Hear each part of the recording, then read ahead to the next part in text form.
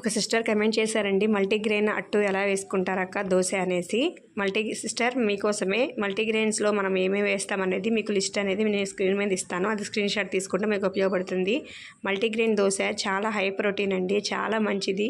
Early morning మన బాడీకి ఫస్ట్గా మనం ప్రోటీన్స్ ఇవ్వాలంటే ఇలాంటి ప్రోటీన్ దోశ చేసుకుంటే హెల్త్కి చాలా బాగుంటుంది. తక్కువ తిన్నా 1-2 తిన్నా కూడా కడుపు నిండిపోతుంది, ఫుల్గా ఉంటుంది.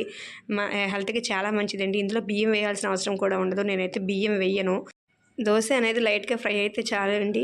బాగా రోస్ట్ అయితే మాత్రం చేదొస్తుంది, వేడి మీదే తినాలి.